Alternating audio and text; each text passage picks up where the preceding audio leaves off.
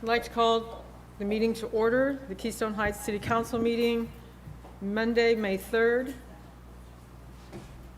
We're going to hold an invocation and the Pledge of Allegiance. The invocation is going to be given this evening by Councilman Tony Brown and be followed by the pledge.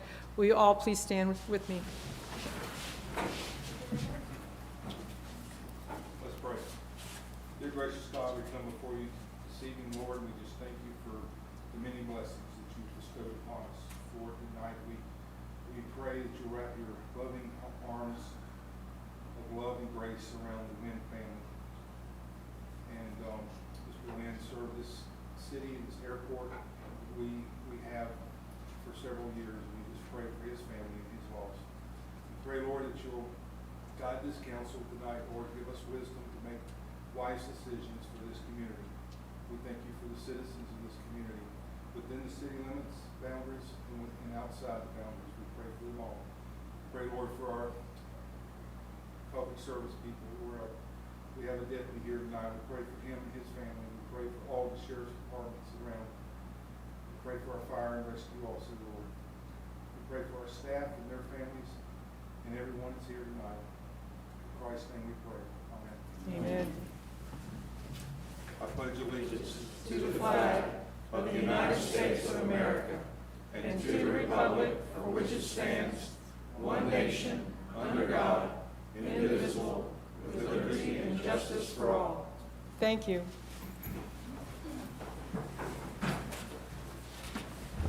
Ms. Rakowski, would you like to call roll? Mayor Lake, Here. Vice Mayor Hart, Here. Councilman Bobby Brown, Here. Councilman Tony Brown, Here. Councilwoman Kelly. Here. You have a quorum, Madam Mayor, and for the sake of time, if I may request that we move items 8D up to 4B and 8A up to 4C.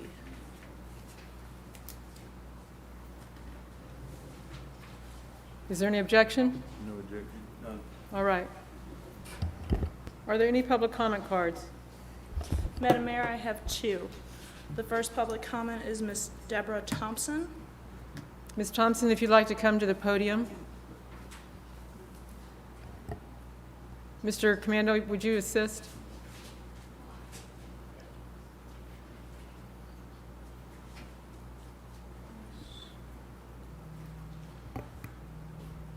Talk. Hello. I love that y'all are beautifying the city downtown. I go to those little stores and parking is now very small and harder to get into. Y'all did a great job with corners, with it's easy to get up those ramps and very much appreciated. But I'm used to kind of just parking right in front, and now I have to park far away, and I don't walk very good, and it's really hard. And I was wondering if we could make it the same or cut that back, because parking is a lot more limited now. It's already, so how I park normally is in front of the shop, and then I have to, the curb is really high, so I lean on my car to get up that curb to go into the different shops, which is okay, but now parking is a lot smaller and I have to park further, and I don't walk very good, and that's my comment. Thank you. Ms. Rakowski, would you get her phone number and then maybe work through the parking conversation with her in terms of the reduction of parking? Yes, ma'am. Thank you. Thank you. The next public comment that I have is Mr. Pete Sutton. Mr. Pete?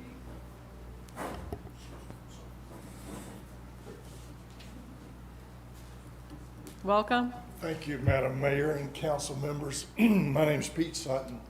I live in the area now, and I read an article in last week's Lake Region Monitor that bothered me. So that's the reason I wanted to speak. It was about the development on Sunrise Boulevard near Paradise Drive for a 70-unit mobile home park. I don't know the details. I understand there's going to be a presentation tonight.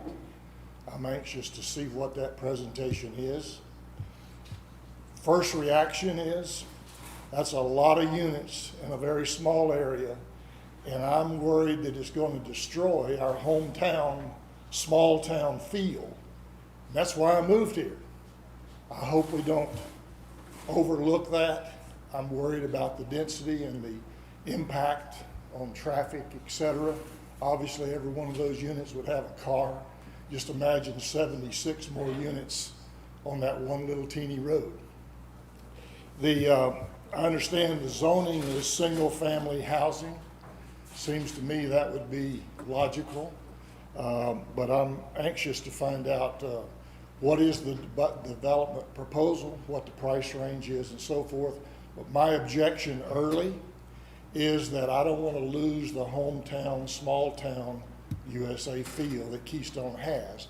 That's one of the greatest assets that this town has, in my opinion. Thank you. Thank you, Mr. Sutton. Those are all the public comments that I have for tonight, Madam Mayor. Thank you. We'll move on to public hearings and resolutions. We're looking at a second reading for Ordinance 2021-589, alcohol at the beach and beach rules. Is there a motion to read by short title? Also move. Is there a second? Second. Thank you. All those in favor say aye. Aye. Any opposed? Aye. Motion passes 3-2. Mr. Commando. Ordinance number 2021-589, an ordinance of the City of Keystone Heights, Florida, amending Chapter 9 General Regulations, Article 3, City Recreational Parks, to allow the consumption of alcohol in the pavilion, providing for conflict, providing for severability, and providing an effective date. Is there any questions, any comments about this proposed ordinance? We are talking about maximizing the facility that we so recently renovated that is beautiful and offering it to the public for weddings. I will just reinstate what I've said in the past, is I have a great concern since it is a playground, it is a beach, it's family oriented. And yes, I understand the pavilion is really nice, and it would be nice for organizations to have their special dinners there and stuff, but my concern is if we pass this tonight, it opens up Pandora's box in the way of how are we going to police alcohol. We can say all day that you can only keep it at the pavilion. I know for a fact that it ain't going to happen. It's going to be all over that beach. And it's always been a very family-oriented area, a beach, with kids coming and going. And I can't vote for having the alcohol down there. Any other comments? The last meeting, we talked about a default provision. I think the dollar amount was $300, or at least that was a suggested amount, that whoever is responsible for managing this, whatever event it is, and makes themselves personally liable by signing the contract, they would, in addition to any other penalties they might incur, there would be an automatic $300 penalty basically captured. There would be a deposit made of the $300. That does not appear in the ordinance. Where would that appear in the contract? Yes, sir, that would appear in the rental agreement. Okay. The only other comment I have is one of the major points of discussion would be, assuming this passes, who would administer it? Would it be the council on a case-by-case basis, or would it be staff based on application? I am going to suggest that the council retain control over this for a period of at least 6 months, and then at that point, if it's running fairly smoothly, then have staff take over. But this way, we can at least keep tabs, and if there are problems, we can shut it down and not make further licenses to do this. So that would be my suggestion. I don't think that would require an amendment to the language, because the language does say that the city does approve it. It doesn't say city council or city staff, so I think as a matter of policy, we could say that the city would control at least the first 6 months of applications. Is that correct, City Attorney? Yes, Mr. Vice Mayor. Thank you. That's all I have. Thank you. I like the compromise. Ms. Kelly, any comments? No. All right. Seeing none, is there a motion to pass? We need to open for public. Oh, I'm sorry.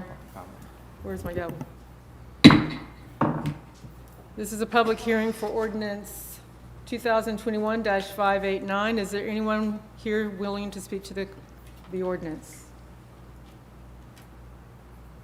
Seeing none, close the public hearing and bring it back. Is there a motion to pass?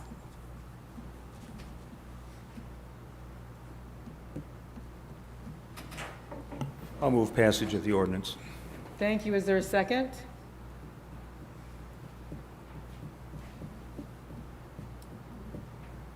So motion will fail due to lack of a second. The motion does not pass. Madam Mayor, Yes. the proposed ordinance has some other provisions related to leashed animals and other approvals. Does the council want that to come back in an amended version for consideration, or is the Can you whole- speak to that again, please, Mr. Commander? Say it again. There are provisions within the proposed ordinance. I'm trying to pull them up directly. If you look on page 3, subsection 3 talks about an unleashed or aggressive animal. Subsection 6 refers to glass containers. Subsections 9 and 10 deal with volleyball, horseshoe. Subsection 12 deals with lifeguards. Subsection 16 dealt with lifeguards. And my question is, does the council want to see those provisions brought back for consideration, or was it the intent of council to deny all of them? No, I think we like the changes to the park policy. Unless you want to change the hours of the park being open. But those are the pieces you're talking about, right, Mr. Commando? Yes, ma'am. Would be the park policy that was embedded in the alcohol ordinance. So if that's the case, I would respectfully ask if we can bring back another version of that ordinance to handle those issues. Yes. We'll do first, start over. Okay. Events, Mayor, I'm hearing an echo.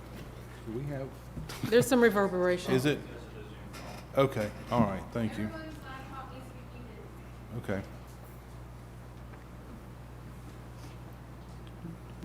Yep.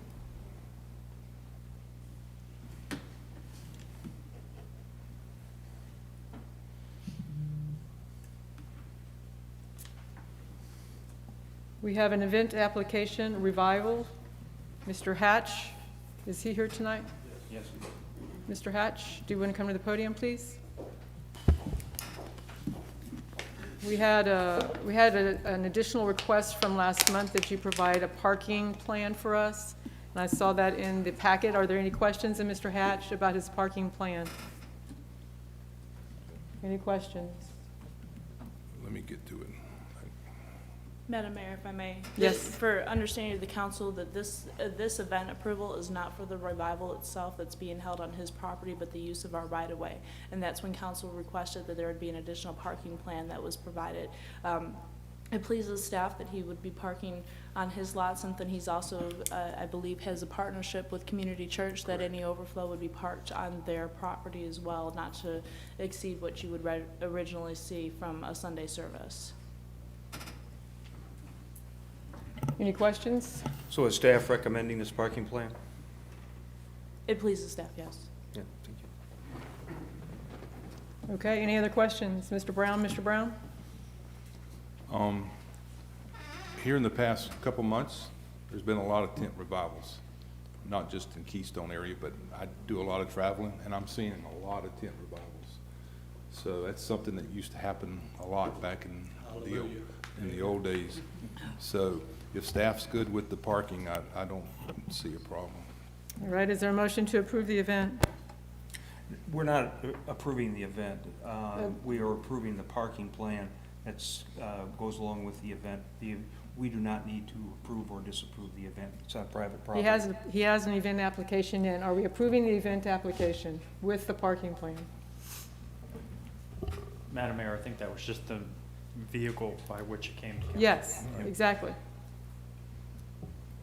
I am having trouble with approving the event because we don't need to approve it or disapprove it. It's on private property. I don't want to have any confusion about the church and state thing. That's my Perhaps only you could concern. fashion the motion to make that more clear.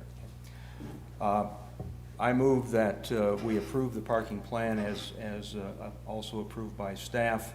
I also want the record to reflect that we are neither approving or disapproving of the event itself.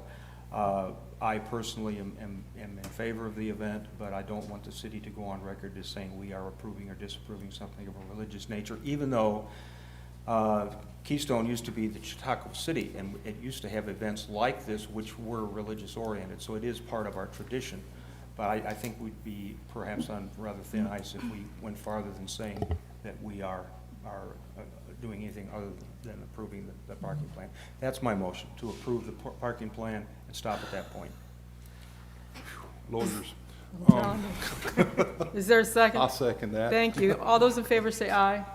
Aye. Any opposed? Seeing none, motion passes 5-0. We got there. Do you see that? Hang on just a minute.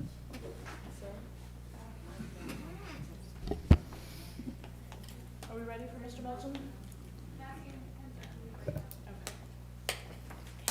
Okay, we're going to presentations, North Florida TPO, and for the audience, you guys are going to learn a whole lot today about infrastructure and how municipalities fund infrastructure, so enjoy. Mr. Melton, can you hear us?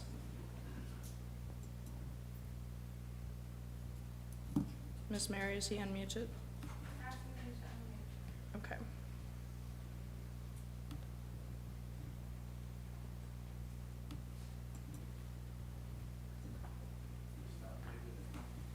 Mr. Melton, can you hear us?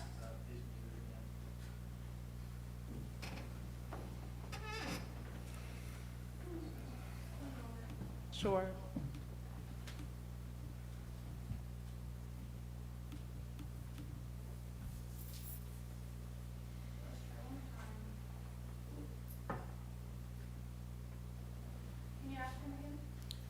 Mr. Melton, can you hear us? If you can hear us, if you can please unmute your device. Fantastic. Mr. Melton, how are you doing this evening?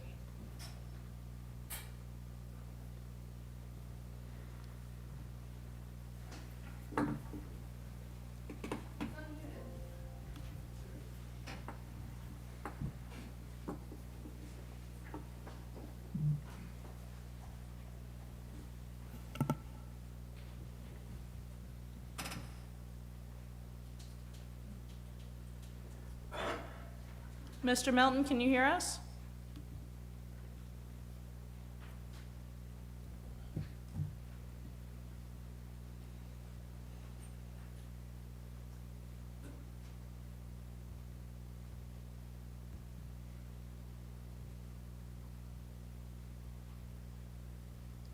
Mr. Melton? Do you want to move to the next presentation and see if we can work on the technology issue?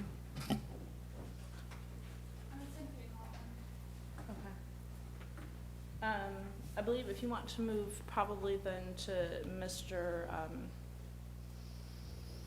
into our audit, because the next one also needs technology. Okay.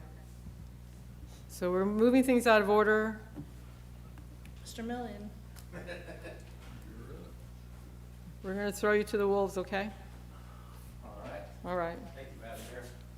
So we are now under committee budget item A, Keystone Heights 2019-2020 audit report. Mr. Brad Million is our representative for Reddish and White, our accountants, and we annually have to have an audit, and he's here to report on the financial health of our city. Yes, thank you, Madam Mayor. Well, as we all know, it's been certainly an unusual year with the COVID-19 situation hitting us mid-stride. Having said that, what I'd like to do is still go through each of your funds, show you the hit some of the highlights, and then if you have any questions, I'll be glad to answer them best I can. As we usually do, we issue clean opinions, otherwise known as modified opinions. That's what you fully expect on your financial statements, so no surprises there, clean opinions. You stay well within your budgets each year, and that's the case this year. Last year, we had 2 internal control findings. We made some improvements, but they're still outstanding, so we'll touch base on those. The first fund I always like to talk about is the general fund, and that encompasses the majority of your operations, and that's on page 38 of the audit report if you want to follow along. Again, with the COVID-19 situation, the numbers are a little bit out of the ordinary as far as the fluctuations and so forth. You guys are real good at budgeting. You're kind of conservative on your revenues, and you overestimate on your expenditures, which is what we encourage you to do. Your total revenues were quite a bit less, and that's because when you budget the full amount of any grants that you may receive. And during the year, you amended your budget for the 2 CARES Act grants of $750,000. Of course, you only realized $109,000 of the revenues because that's how much of the expenditures we realized.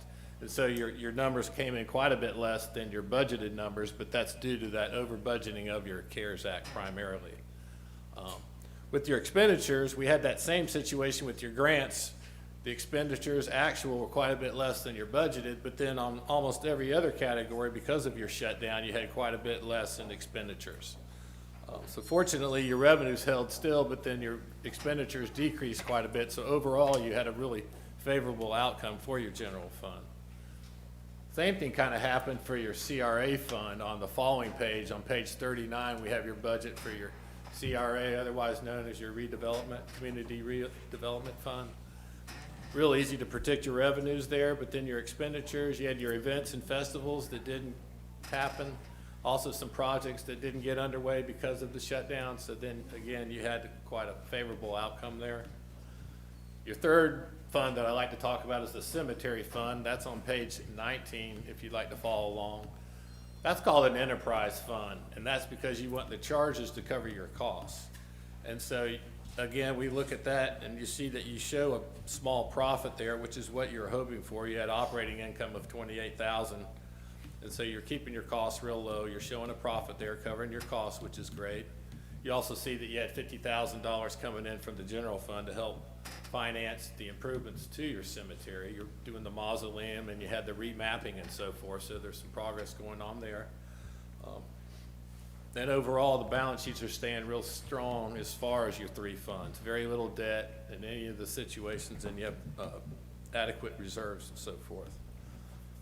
So that's good news on all accounts. As I mentioned before, we had 2 internal control findings from last year that kind of were looked at and improved upon, but they're still outstanding. Those were on page 41. The first one relates to transactions between your funds. And it doesn't happen often, but you had $50,000 going from your general fund to your cemetery fund. Well, the cemetery fund showed it coming through the income statement. The general fund kept it hung up in the payables on the balance sheet, and it didn't show it coming out as an expense. And so we've been talking to your external accountant, Rebecca Williams, comes in and reviews things, and we're kind of pointing that out and making sure that she's aware of those things. And so we've had good conversations, and I'm sure she's aware of what we want to look for now and making sure that those transactions are treated consistently between the funds. The other issue is just making sure we record all the interest on your CDs. We had an accounting situation last year where you had 4 CDs and 1 general ledger account, so when you do the accounting, you see an increase, but you don't realize that maybe all the CDs didn't get the interest recorded. So they split them up, but as fate would have it, we had a lot of interest recognized at the very beginning of the year, and that went unnoticed. And so I gave her a couple helpful hints. Make sure you get a statement and reconcile to a balance, not just recording the interest. So these 2 items seem to be easily correctable. And so I understand that they've allotted Rebecca a little more time to make sure she does a thorough review quarterly, and especially at the end of the year. And as fate would have it, I think she had COVID towards the end of the year, so that might have contributed to this situation. We've also talked about streamlining your internal prepared financial statements, making them a little easier to read. And so we'll be working with the staff on that. But I want to commend Lynn and Mary over there for improving from the previous year. And with everything going on, they still are able to handle all my requests as far as the audit goes. So all in all, we had a pretty successful audit, all things considered. Excellent. Any questions of Mr. Million? No? And Thank you. Madam Mayor, if I may, just add that so a couple months ago that the council did approve for Ms. Rebecca to go on a retainer versus an hourly fee, and part of those was ones that she could review our financials more in depth and spend more time with Mary, and then the second was so that we can transfer those financials over to, for better accounting purposes. So those are both being taken care of. Excellent. All right, if no other questions for Mr. Million, thank you again. We'll see you next year. Great, thank you. Are you ready for technology? Okay, and we're going back to Mr. Milton. Mr. Milton, can you hear us?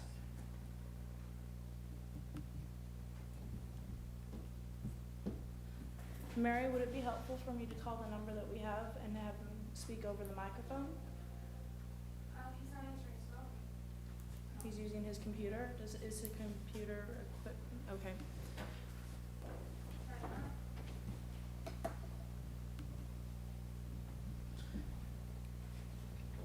Well, with that being said, then I guess if we want to go ahead and transition back over to the Country Meadows, Miss Mary, and we'll get a hold of Mr. Milton.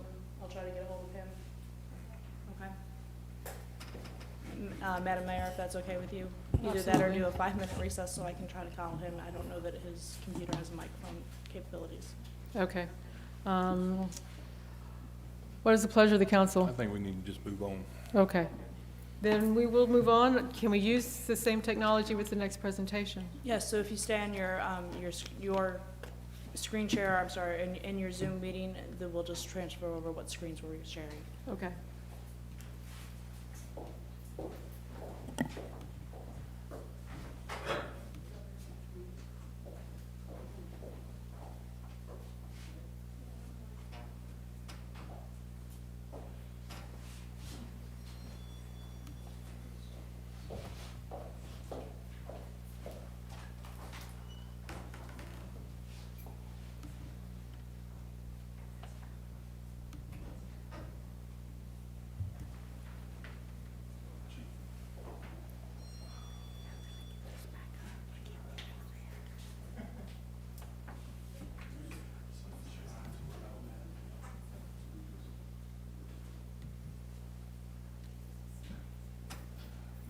Yes. Right here on the bottom. Go to the bottom. Get it? Okay, did you get all of these?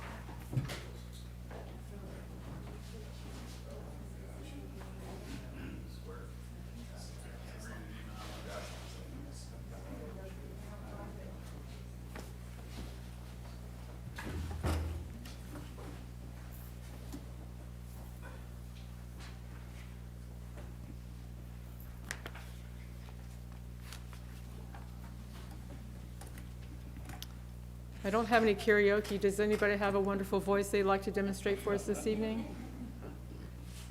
You can sing? I know you can grill.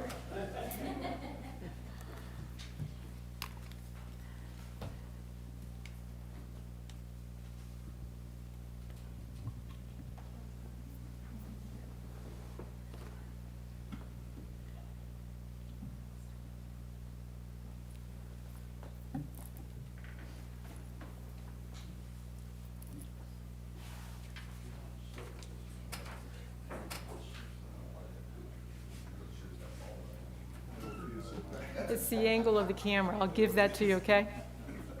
It's the angle of the camera.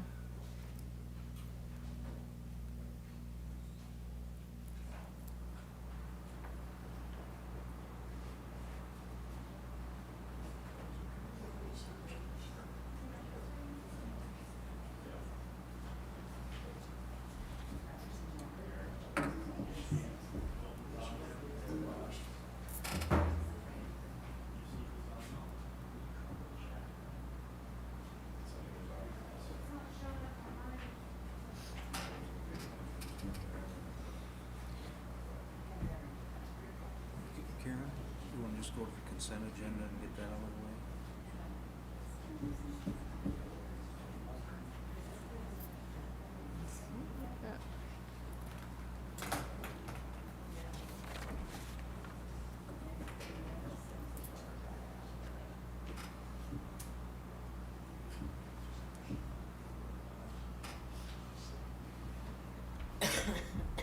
Does anyone have any objection if we just take care of the other business that's, okay. So if we'll move on to the consent agenda, item 5, while they're working on people and technology. Item A are the minutes of the April meeting, and item B is the financials and payables for March. Is there a motion to approve? I move we approve both. Second. All those in favor say aye. Aye. Any opposed? Seeing none, motion passes 5-0. And we'll move down to appointments. Item A is vice mayor. It is that time of year to choose our next vice mayor or the same vice mayor, depending on what council wants to do. Is there a motion to nominate a vice mayor? I believe we keep Vice Mayor Hart, if he's willing to serve another year. Is there any reluctance there, Mr. Hart? No, but if anybody else would like to crack at it, I should be glad to start. Anybody else volunteering? I would accept, thank you. Thank you, Tom. Okay, is there a motion?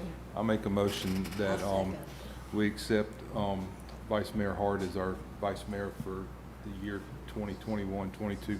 Okay, and Councilwoman Kelly seconded that motion. All those in favor say aye. Aye. Any opposed? Abstain? Okay, I'll give you that. 4-0. You're still it. Planning and zoning, we have one applicant that would like to be appointed to planning and zoning. Former councilperson Larry Peoples Sr. would like to be nominated for planning and zoning. Is there a motion? I'll make that motion. I will second that motion. Anything else? All those in favor say aye. Aye. Any opposed? Motion passes 5-0. And I think that's as much as we can do. We can do the paddle contract. I'm sorry? We can do the paddle contract. Oh, excellent, okay. Under old business, let's look at the paddle contract, which is a really cool asset for the city of Keystone Heights. I'm going to turn it over to Mr. Commando instead of Ms. Rakowski, since he's in the room and she's working on other things. Thank you, Madam Mayor. And when you look at the paddle contract, Ms. Rakowski had printed out some additional copies. I had made some more just typographical changes. I believe that he took the original contract that he'd been working with. I'm not sure if it was Green Cove Springs or with Clay County.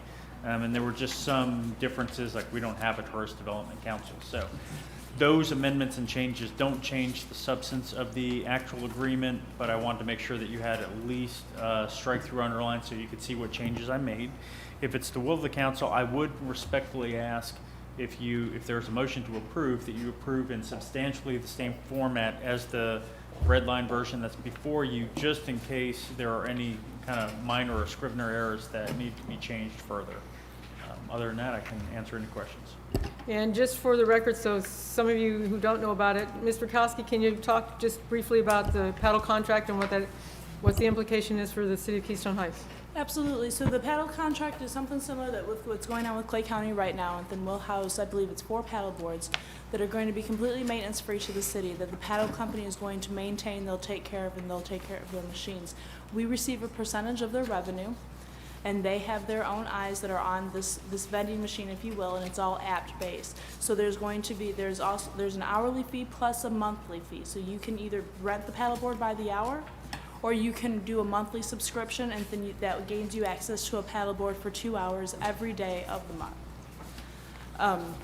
It comes to no cost to the city. It's solar powered. They're going to come in and install it. They'll maintain it. They'll have security for it. Any questions of Mr. Commando or Ms. Rakowski? It's my compliments to Mr. Commando. Usually in a contract that starts out with such flowery language, you have to be careful, but this is a very balanced contract. And I notice there's a 30-day rescission clause for, not for cause. So if it doesn't work out, we can get out of it. And of course, so can they. We get 20% of the gross revenue minus sales tax, which I think is quite fair. And there's a hold harmless agreement in there that essentially protects the city. And they're obligated to pay our legal fees in case there is litigation. So I like it. Excellent. Any other comments from council? I think it's going to be a fantastic I'm ready to addition to the paddleboard. beach. So, I make a motion, we accept it. is there a second? Second, with the understanding that the scrivener's errors and minor changes can be made without bringing it back to us. Second it. Excellent. All those in favor say aye. Aye. Aye. Any opposed? Motion passes 5-0. Okay, so we are kind of out of order, so let me ask Ms. Wachowski where she'd like us to go next. Let's rock on with 7B if we can. We can take care of that, and then I am not getting any information on poor Milton, so I've given them the opportunity to possibly come to our June meeting. Okay, that sounds fantastic. Would you like to lead the conversation about the city engineer contract? Yes, so the city engineer contract, this is just for visibility of the council that we are under our renegotiation, or not, I'm sorry, not renegotiations, we are out to bid for proposals for city engineer. This is just a reminder to all council that if you're approached by any engineers or any interested parties, that we are under a cone of silence. All questions that they have regarding city business needs to come through this office and vetted appropriately, so please do not have any conversations with any interested parties. So no drinks with engineers? Pardon? No dinners or drinks with engineers? Please, no. Let's not do that. No ice cream or anything else. Okay. Do you want to finish old business? Might as well. Okay, Mr. Cornergay, you're up. Mr. Cornergay is representing the Lake Region Development Corporation. He's here for an update. Good evening, Council. Scott Cornegay, Lake Region Development Corporation. Pleasure to be with you tonight. I will be brief. I know you have a full agenda tonight, so I won't hold you up with a lot of details. I just wanted to give you a quick overview of some of the activities of the corporation since the last time we met. First of all, I'd like to discuss 3 grants that we currently have in process. One of the grants through Capital City has already been submitted, and it was submitted asking for monies to purchase a kayak launch for Lake Geneva Beach. So we should be hearing back from that within the next 60 to 90 days. And we also have a roundup grant that is in process now for a floating dock at Geneva Beach. That grant has not been submitted yet, but it's still in the process. And then thirdly, it's not necessarily a grant, it's more of a funding opportunity that we're pursuing with Chemours. We had the opportunity to ask for up to $100,000 through their goodwill program that they have established as stakeholders in our community. So we're working closely with them. As a matter of fact, I met with the regional vice president last week, spent 2 hours with him down here at just showing him around the area, took him over to the pavilion, showed him the different lakes, the boat ramps that we have, and what our struggles are with the declining water lines. He was very, very impressed. I believe that he is genuinely sincere and wants to help mitigate some of the problems we have here with our lake levels. He was so impressed with the new pavilion that he asked if he could host one of his monthly team retreats here. So he's already booked for May and June, but he's asking about coming down here and holding a half-a-day retreat at the pavilion in July. So we're very excited about the relationship that we're building with Mr. Stuart Forrester, the regional vice president for Chemours. A little bit more on grants, not LRDC grants, but SOLO. SOLO is also going to apply for a Roundup grant to assist with the swim platform that we're in talks with from a manufacturer over in Palatka. And also, they submitted a Capital City grant application as well. So hopefully we can leverage all these funds and get some synergy going between the partners and get these things in place rather quickly.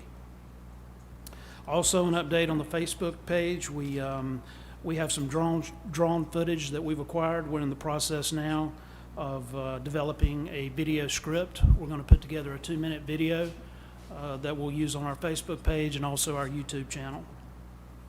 Lastly, the strategic plan is being finalized. We actually have 3 documents that we're going to use as it relates to the strategic plan. First is the overall internal document that's about 30 pages in length. The second document is organizational overview document that is 12 pages and is just a more condensed version of the strategic plan that'll be designed to leave behind with someone. For example, Mr. Forrester got one of those on Friday to take with him and digest, and then of course people can follow up and ask questions if they have any after they've read the document. And then the third thing is a brochure, like a trifold brochure that'll just have some highlights, bullet points, and some photographic images of the area, maybe like a before and after shot of some of the lakes. So that's all I have for you tonight. I'd be happy to entertain any questions if you have them. Council, any questions? Thank you for your presentation. Thank you. What would you like to do now, Mr. Pekoski? I apologize and I thank you for your patience through the technical difficulties. I do have Mr. Milton Locklear on my cell phone, and so we can put his presentation up on the screen, which he can see from his screen, and then he can just go through it via microphone through the sound system, if that's okay with council. Let's see how it works out. We'll see what happens. Yes. Mr. Milton, can you hear me? Yes, I can hear you. Can you hear me? Yes, we can hear you. Okay, and I do apologize. I don't know what happened, but apparently it's on my side. Excuse me. That's all right, Mr. Milton. Can you see the screen? Okay, yes, I do see the screen. Thank you.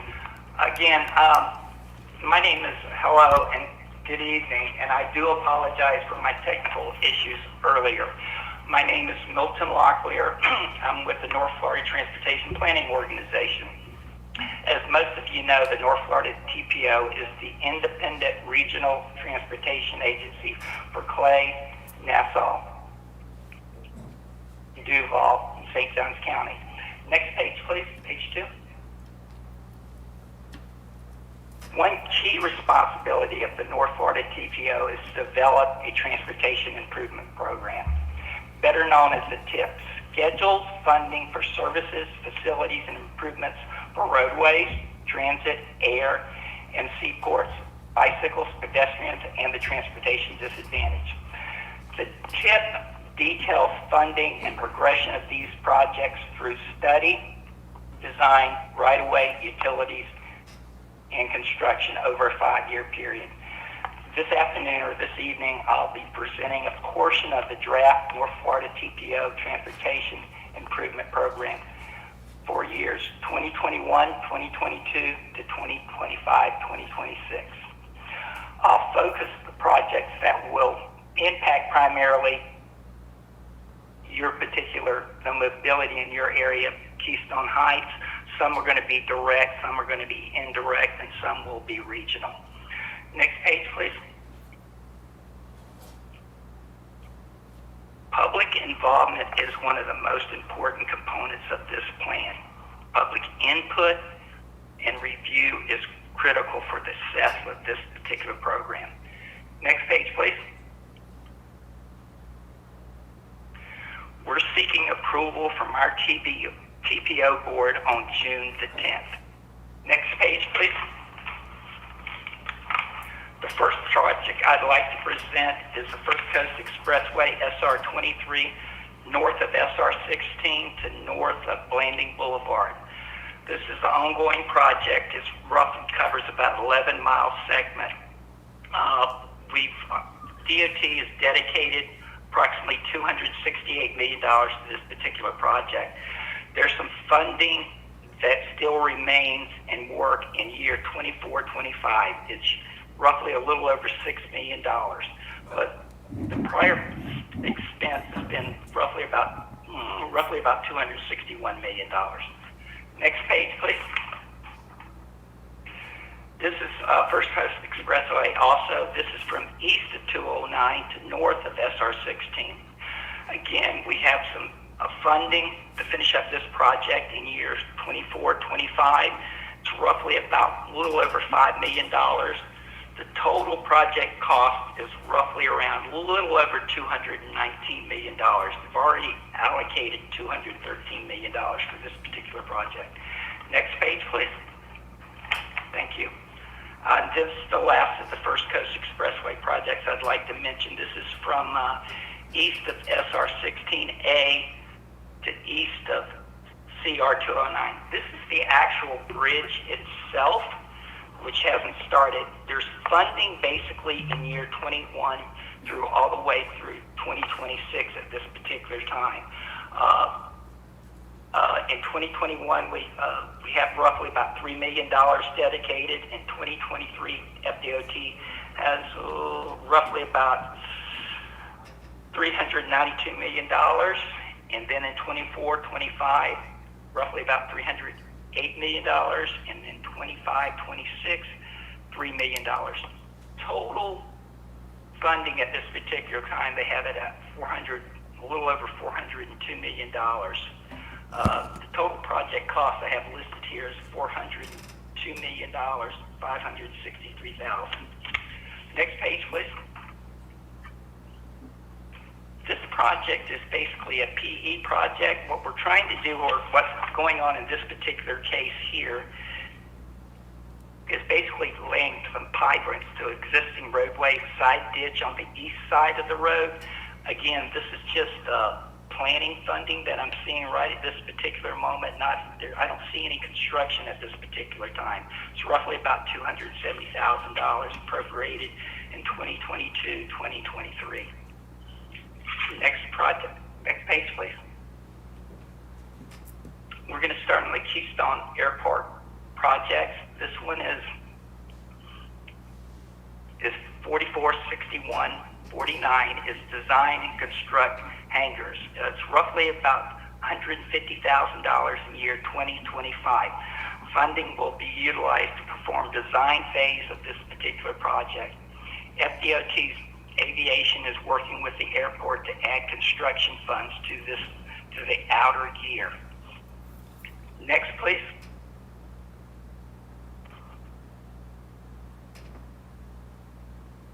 This is 44009-614. This is to purchase aircraft tractor and mower in year 2022. It's roughly about $100,000. The funding will be utilized for the airport to purchase new tractor and mower. Next, please.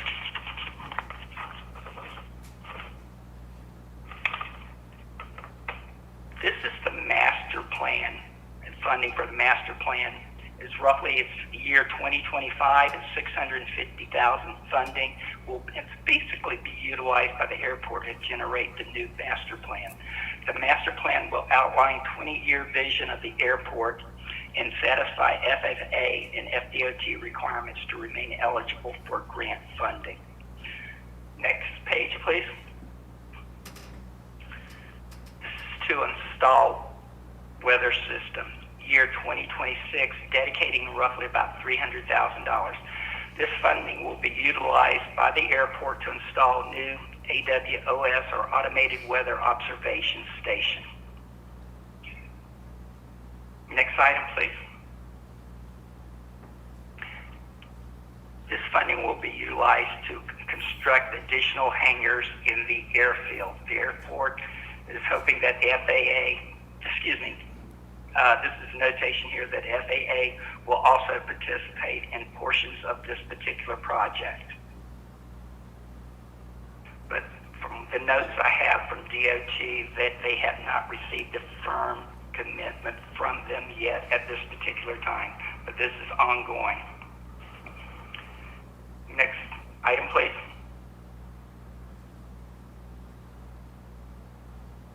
This is design and construct taxi lane. It's year 2022. It's $100,000.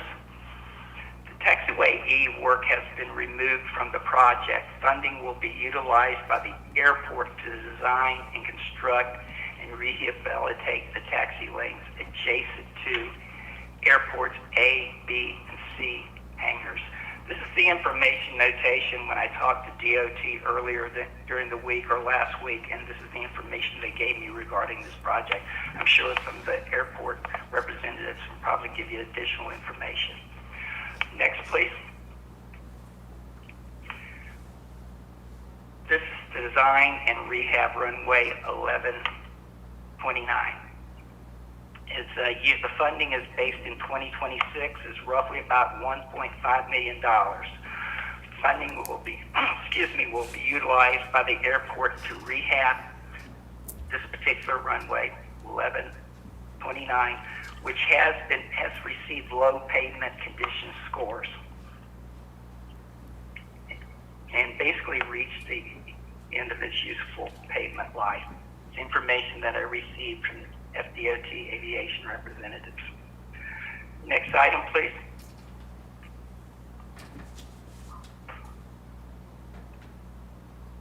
Can you back up just one? I'm sorry. The fuel farm, I apologize. This is $300,000 is dedicated. This funding will be utilized by the airport to rehabilitate and install new 12,000 gallon Jet A fuel tank. Next item, please.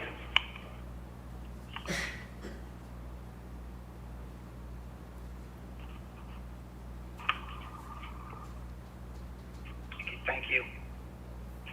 This is basically runway 1129. This is basically lighting. It's roughly about $380,000 has been dedicated for lighting for this particular project.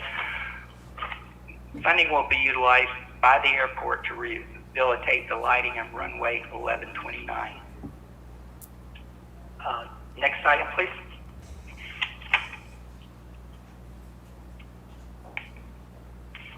And this particular project is to purchase Jet A fuel truck. Dedicated funding is in year 2025. It's roughly about $300,000. Funding will be utilized by the airport to purchase a new Jet A fuel truck. The existing Jet A fuel truck is about out of its useful reach at this particular time. Next page, please. And I'll try to answer any questions that I can and take notes, and I do apologize again for my microphone issues here, and I hope you were able to hear me via the phone. Yes, sir. And if there's any questions or comments other than my issues on my side with the microphone, please let me know. I'll try to address them as best I can or take them back. Thank you. Any questions of Mr. Locklear? I don't have any questions, but I do have a comment. I want to thank you for looking out for our airport. I mean, that is our gym down here, one of our gyms. And it's nice to see that our airport's being recognized. And you guys look like you're going to be really busy for a Yes, number it of does. years. Any other comments, questions? The last part, I apologize. They were commending the work that was being done at the airport, Mr. Locklear. Oh, thank you. Seeing no other questions, we can move to the next presentation. Thank you very much, Mr. Locklear. I'll be in touch with you over the next week, okay? If you would, and I do apologize for my technical issues here. And thank you, and you guys have a wonderful evening. You as well, thank you. Thank you. Madam Mayor, if we can go ahead and move right on to our next presentation, Country Meadows. Excellent, and that's under item 8D, Planning and Zoning, Country Meadows Development. Mr. Jed Duckrow, do you want to come up to the podium? Thank you, Mr. Duckrow. Madam Mayor, City Council, thank you so much for giving me the opportunity to come and present what we would like to consider to be an improvement and an opportunity for housing here in the Keystone Heights area. Mr. Sutton, I hope I can answer some of your questions. Please do. And I hope you enjoy our presentation. And if not, I have business cards. I'll be glad to pass them out for everyone. Also, Madam Mayor, with me today is Paul Ramos, who is our engineer with P2 Engineering. He's seated right behind me. And over here, leaning against the wall, is Cooper Myers. He is with Palm Harbor Homes, who is the builder of the manufactured homes that we're going to hopefully place in our community. My name again is Jed Ducro. This is a proposal for a Florida age-restricted 55-plus neighborhood.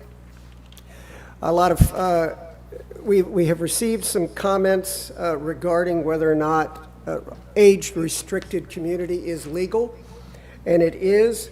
The law under the Fair Housing Act, the law does prevent discrimination based on familial status.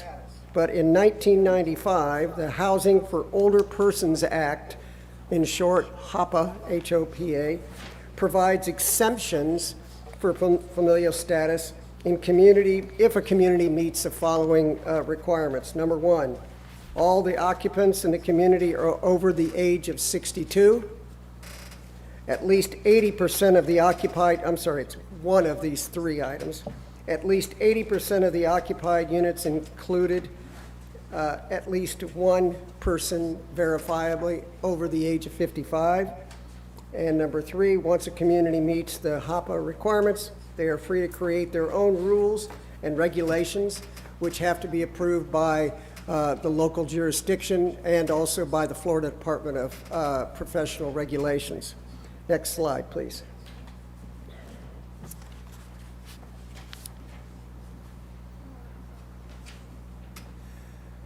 Country Meadows is not going to be this, as soon as we get the next slide.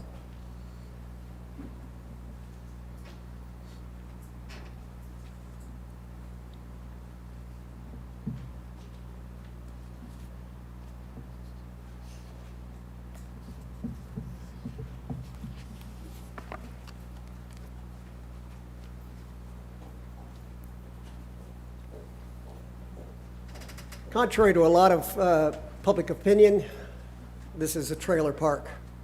That's not what Country Meadows is going to be. Next slide. The homes that will be here will all be front-loaded homes, not side-loaded. They will all have carports. They will have porches. They will all be within certain square footages and delivered at an affordable price for seniors. Next slide, please.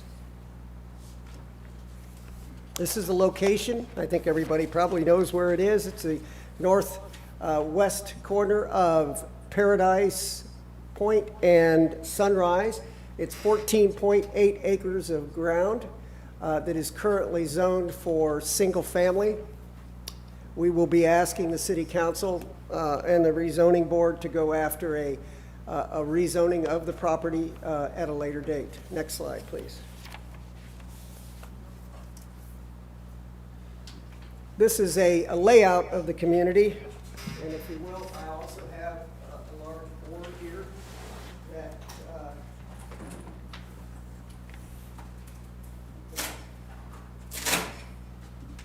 kind of shows our community as a whole. It's 63 lots. Mr. Sutton, it was originally 76 lots, but we have, due to some restrictions, all the lots are 60-foot wide by 120 feet deep, so that brought us down to a 63-lot community. Okay. Next slide, please. This is a typical, I messed it up, but anyway, typical lot development. Again, 60 feet wide to 120 feet deep. A typical home is 58 feet by 28 feet. There'll be a 13-foot wide by 50-foot carport, and then a 30-foot driveway in addition. So that would allow for a maximum of 2.5, maybe 3 cars in a car, and underneath the carport there will be a built-in storage building. All homes are front-loaded. There's a sidewalk. There will be landscaping. We will place 2 trees as opposed to what you see here. And they all will fall within the front yard setback of 30 feet. All of the landscaping and grass will be maintained by Country Meadows, LLC, which is the ownership entity, which is a division of my company, Ducro Development. Next slide, please. We have partnered up with Palm Harbor Homes out of Tampa. Again, I have with me Cooper Meyer, and he is available for questioning on the houses themselves. But if you'll bear with us, we do have a couple of small videos that we would like to show. Number one, it will be a description of factory-built homes, if you will. And the second is the actual tour of the facility where the houses are built down in Plant City, which is in a suburb of Tampa. So next slide, please. Miss Mary, you'll have to double-click this slide for it to begin.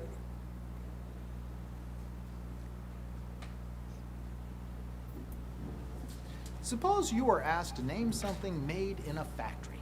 You might have thought of, let's face it, Oops. just about everything is built in a factory.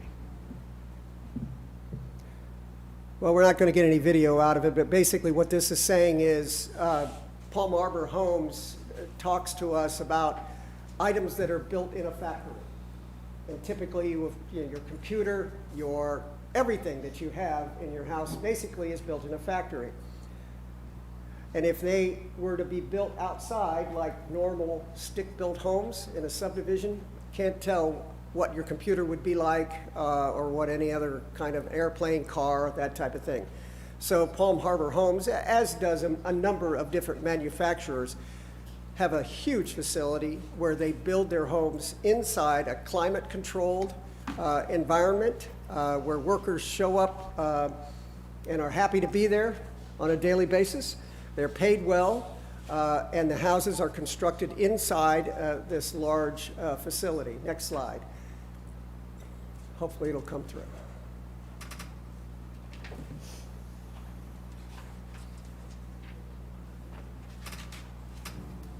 Suppose you were asked to name I'll something let him made talk. in a factory. You might have thought of, let's face it, just about everything is built in a factory. Is this the way your computer was built?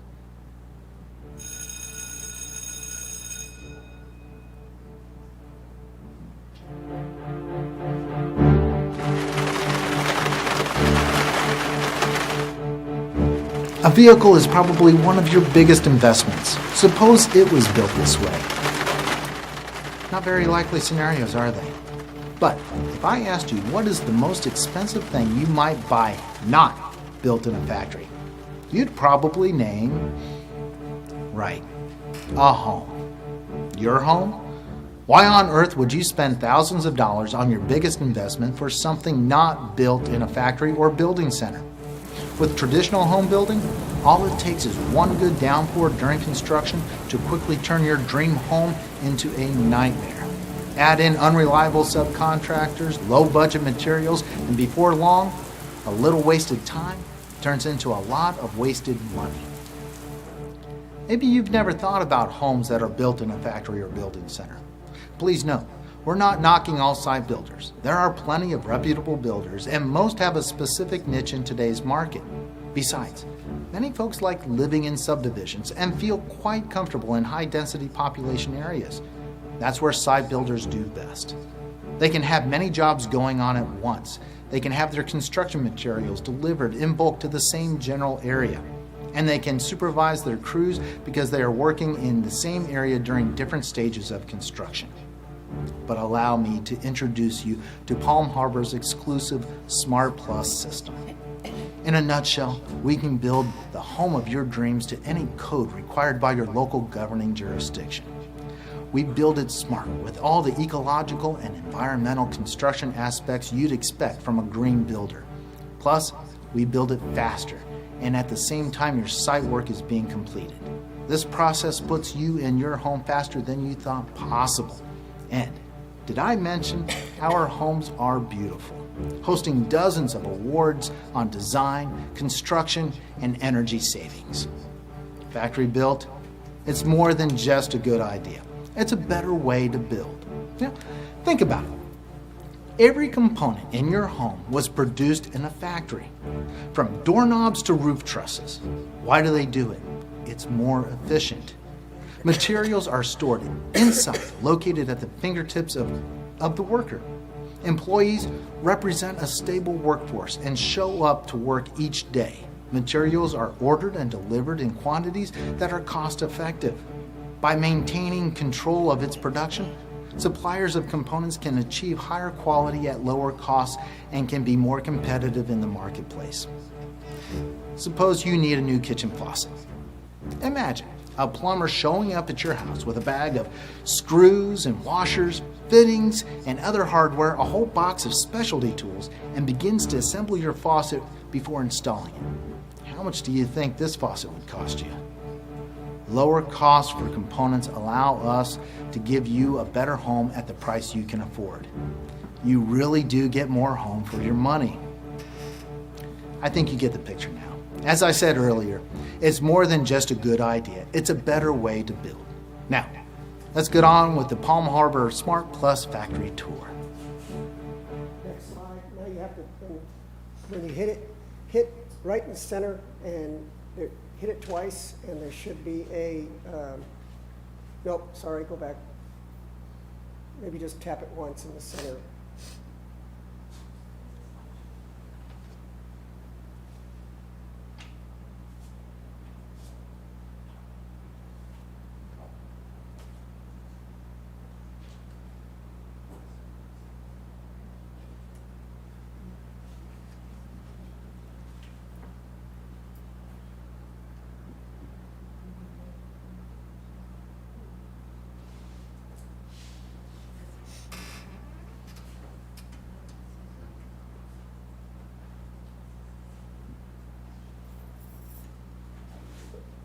Oh, we can move on. That's okay.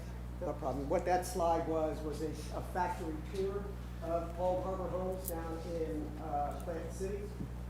Every individual is allowed and permitted to come down. You have to make a reservation. You go to the sales center, and then they'll give you a tour of the factory. They'll show you how the homes are built. All exterior walls are 2x6 walls. All the decking that's on the houses. The bottom of the house, well, I'm sorry, subfloor, thank you, is a 2x6 on 24-inch centers. They take OSB board, and instead of just butting it together, it is, tongue and groove, so that gives a nice tight fit. It's all glued down with adhesive, construction adhesive, and then, again, all exterior walls are 2x6s, including the load-bearing walls down the center of the home, because as you're aware, a manufactured home is brought to the site by a truck. It has axles and a tongue on it. When it arrives in our community, we remove the axles and the tongue. It becomes a permanent fixture on the lot itself. So this is a typical floor plan that we have here. But you can see this is 1,387 square feet, basically. It's a two-bedroom home, front-loaded, a nice porch on the front side, and then the carport would be down the side. Next slide, please. Now you should be able to touch on that one, and that would give us hopefully a tour of the house itself. There we go. Nope. I'm sorry.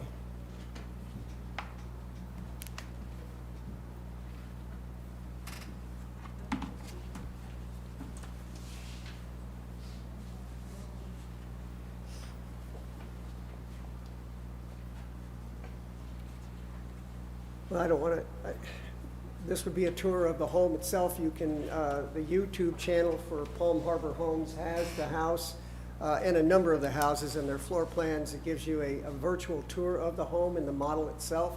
This house here will be our model home, along with, next slide, please. along with this home here. As you notice, this home here has a front porch where you'll enter into your front door, and it also has a rear porch. Hopefully, these are the homes that most folks will want to have as they go around the retention basin, allowing for, backyard, visible, what's the word I'm trying to use? Vision, thank you so much, of the pond itself, and then there will be a fountain in it too. Next slide, please. I don't think you're going to be able to show that. You could try. I'm terribly sorry that it's not picking up. And right here you can see one of the kitchen areas.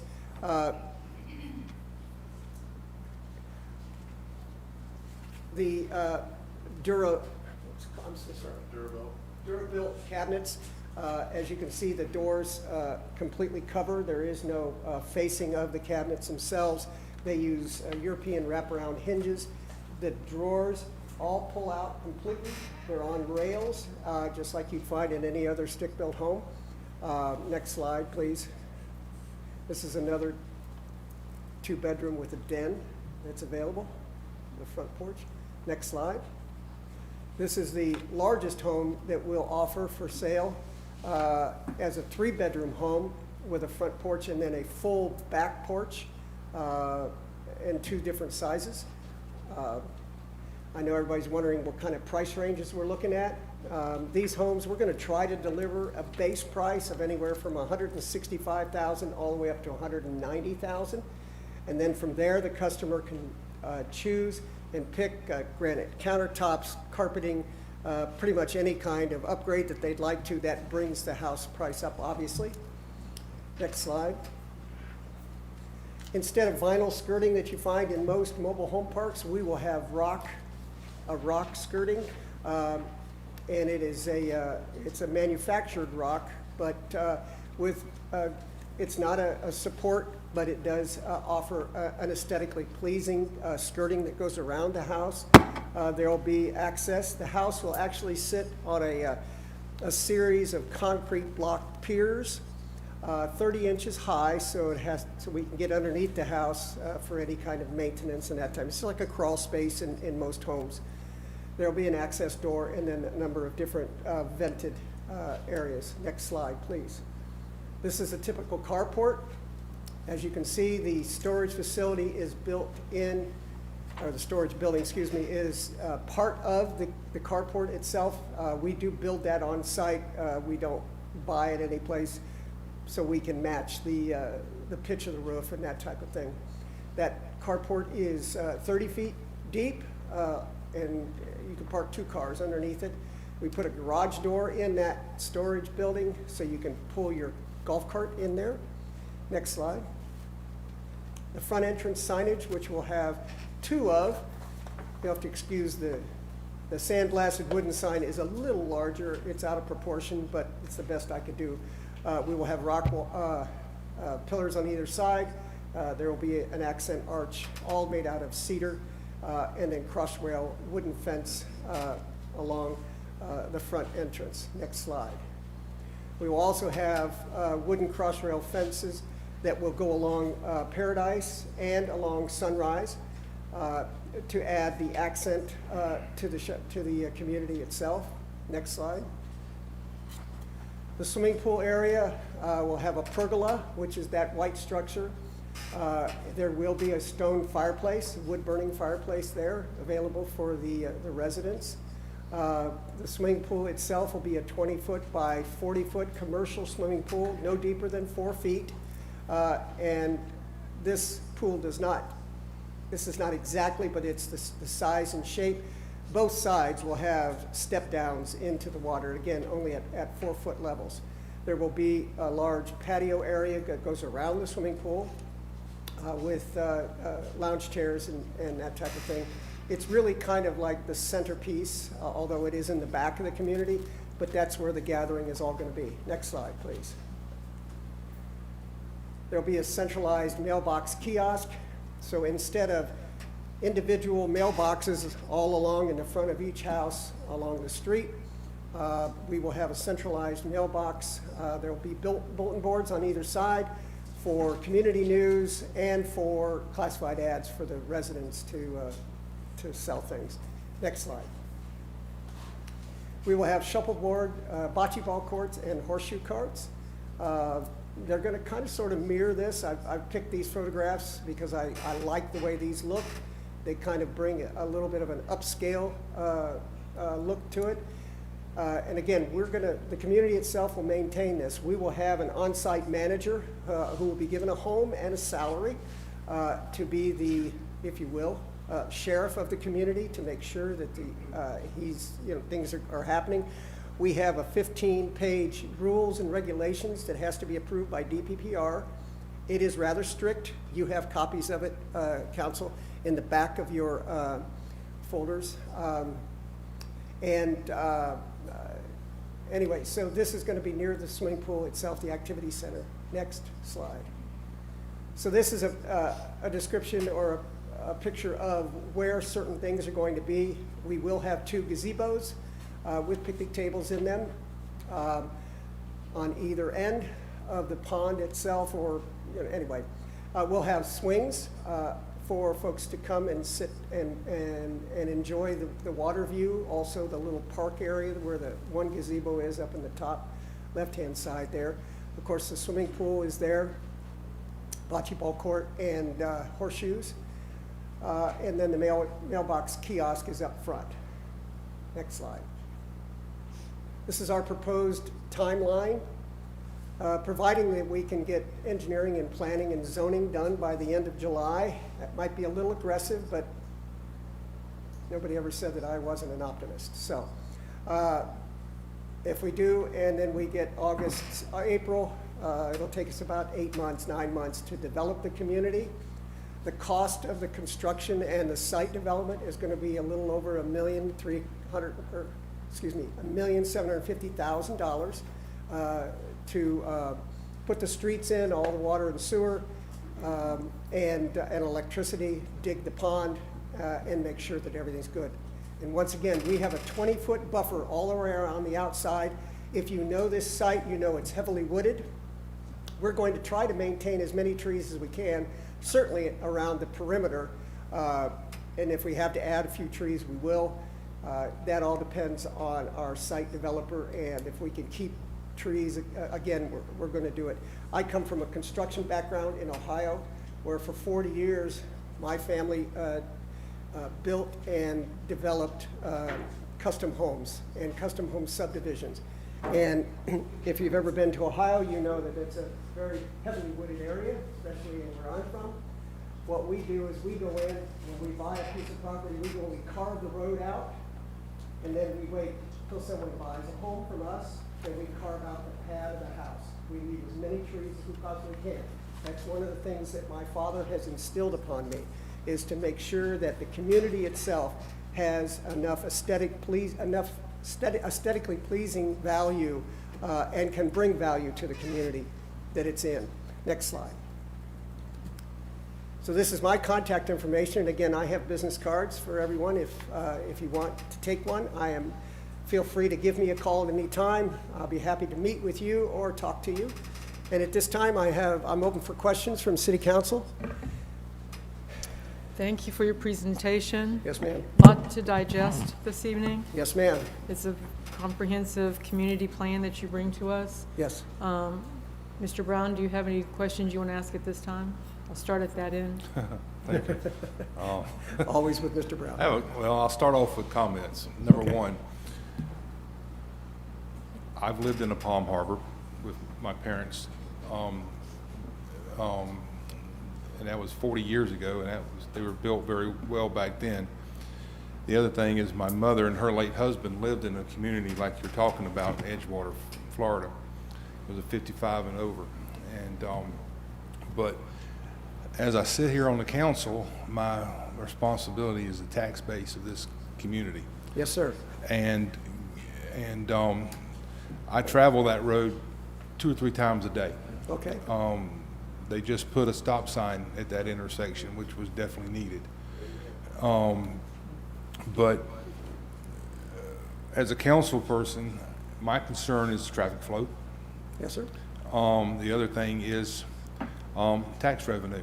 Yes, sir. On mobile homes, my understanding, the ad valorem taxes are not that high, if any. If we're looking at putting 63 mobile homes in there, and we as the city and the county is going to have to maintain those roads. No, they're private roads. No, I'm talking about Sunrise Sunrise and and, oh, Nightingale. I understand, yes, sir, okay. And so that's a big concern of mine, of putting something in that area or any area within the city limits that we're not going to have that much of a tax base. Okay, Where I live, I have mobile homes across the street from me. And it's the first house or first street in the city. I think we have 3 streets right there that are allowed to have mobile homes within the city limits. Now, I do know that there's some homes in that area where you're looking at, and I looked at Zillow the other day, and one of them is in around the 400 mark. What would that do to their price value, if we put a whole community of mobile homes in there?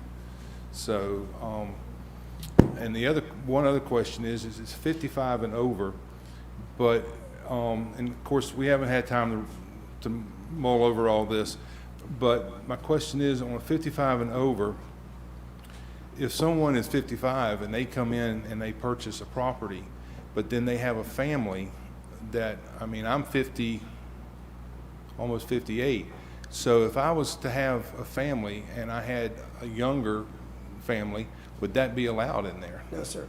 No, okay. No, it is strictly a 55 and older community. And let me address the tax situation. First of all, mobile homes are taxed like automobiles. You pay a sales tax at the very beginning, and then every year you have to have a new stamp tax applied. I would like to offer to Keystone that every year we pay some type of tax, ad valorem tax, if you will, whatever you'd like to call it.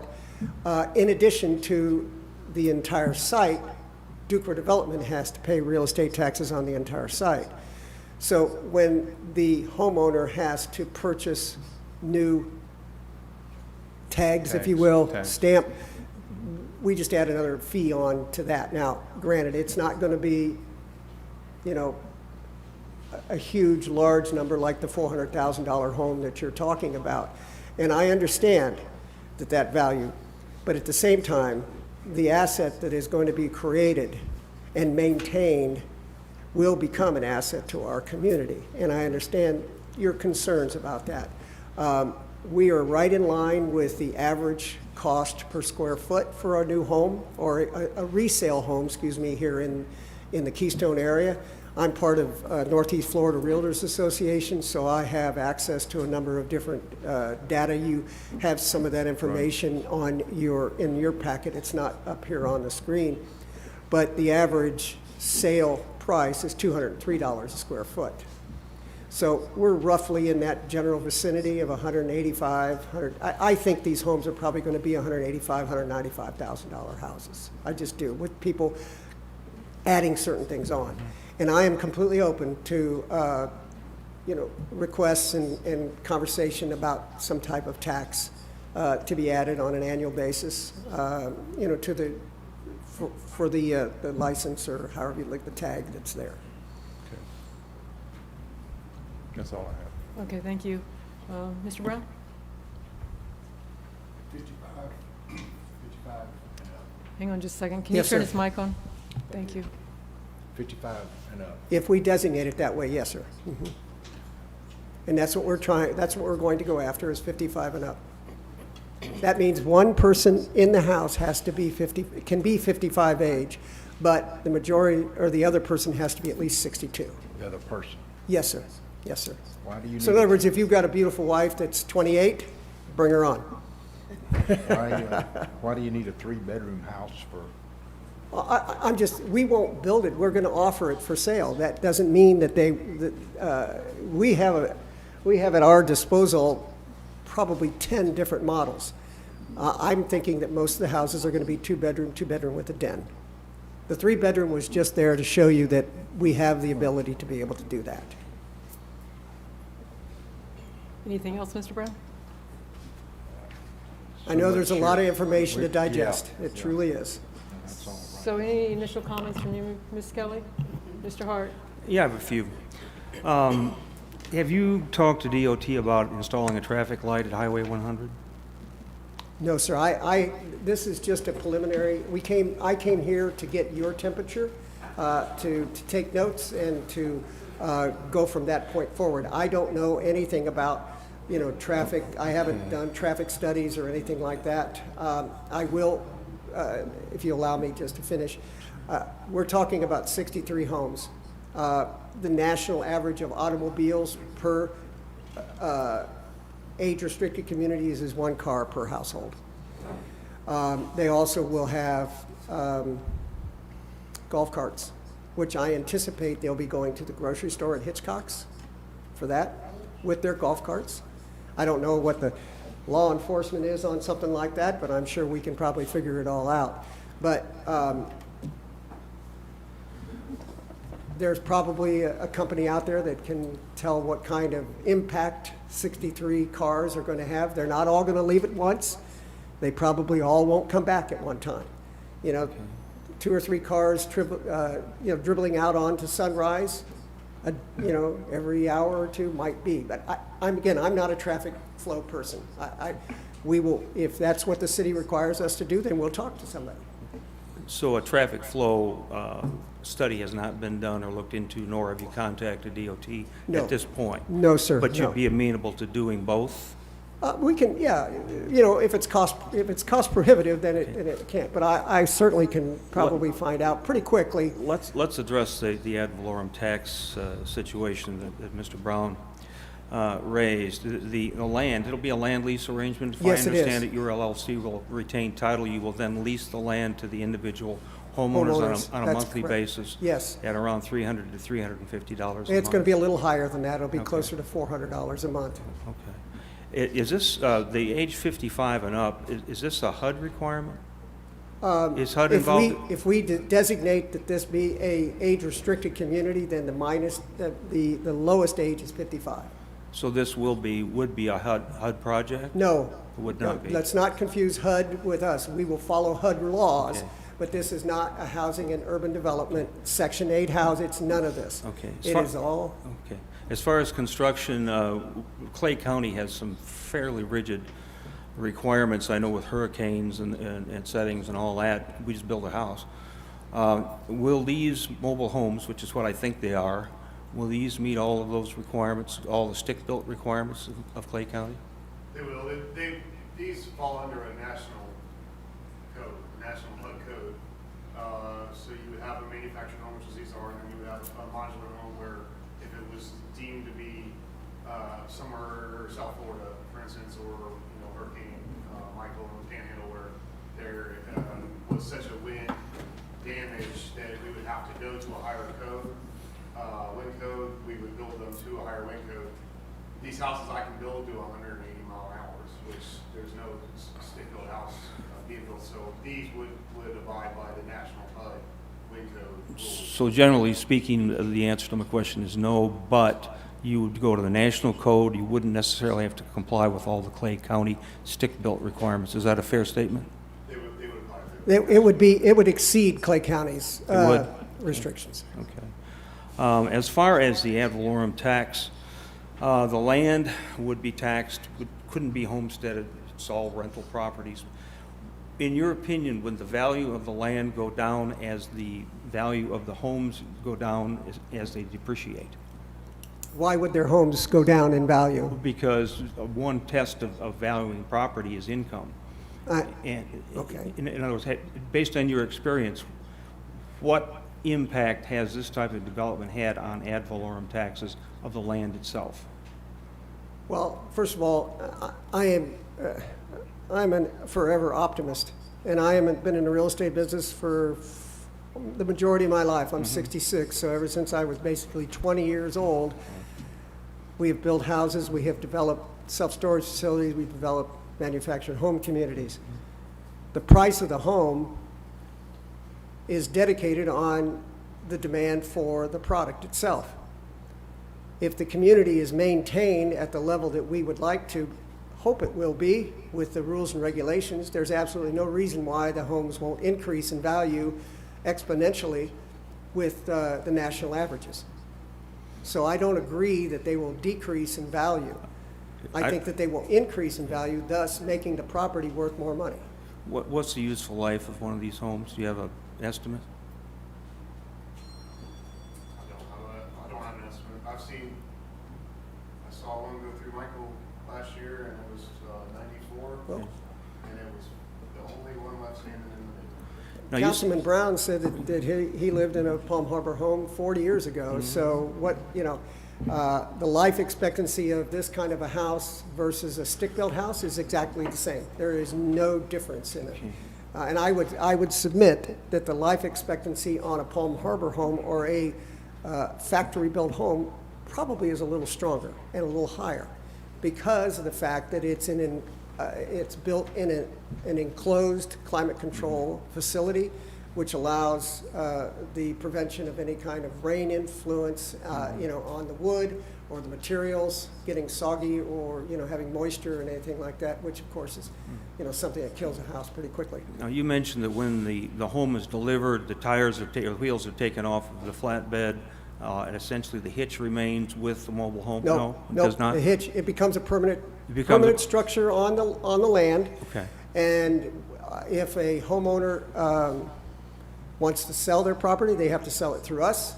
There'll be a strict requirement of guidelines that HOPA, H-O-A-P-A, or H-O-P-A requires, and that the rules and regulations, which are approved by Department of Business and Professional Regulations. We will resell that house.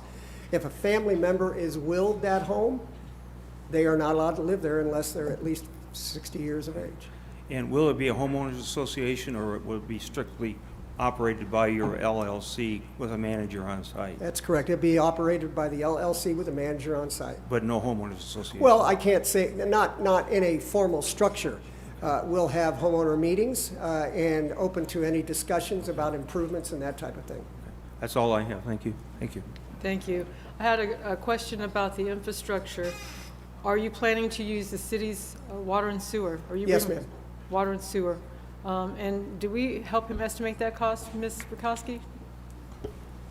No, Madam Mayor, that would be cost that would incur by the that would be incurred by the developer. Yes, but did we help him estimate the cost of hooking on to our water and sewer? Oh, no, I do not have the estimate. So we don't really have a true accurate number of what that might cost, even though it's right across the street. Yes. So that's a concern. And then I reflect some of the concerns of other council in terms of transition, because we have single-family homes on the lake side of that property, and then we have industrial. So what makes sense to go from a $400,000 home to, auto service? And so I have concerns about the zoning there. Mr. Brown? What's the capacity of the sewer system? Is that gonna? Those are items that we'd have to discuss with CCUA. Okay. So this isn't one of those, this is a presentation just for audience members. And so while we can discuss it up here and ask questions, we don't usually open it up to the public at this point in time because we don't have an application in front of us. So I know that Mr. Ducrow has been very generous and willing to speak to anybody who is here by offering his business card. I know that in conversations with Ms. Rukowski, she indicated to me that you might be willing to have an open house at the property at some point in the future. Absolutely. So if you would kind of like, I know you guys are just thrilled with this meeting and being here for so long for all these presentations. And so we're going to kind of give you guys a 5-minute break and allow as many of you who wants to leave, and then we'll continue our meeting after that and get on with the business of the city. But if any of you have a question, please, as you move outside, please ask the developer your questions, okay? Madam Mayor, if I would just make one request, if there is going to be any kind of open house or anything of that nature, that you do let the city know Oh, of course, when absolutely. those will be so that we can advertise that to Yeah. the surrounding And, areas. and the council obviously be invited to join. Excellent. So just let us all know because we all want to participate. We'll just pitch a tent out there and have us a barbecue, pig barbecue or something, and just have us a good old time. Hey. Okay, so 5-minute break to let everyone kind of move and groove.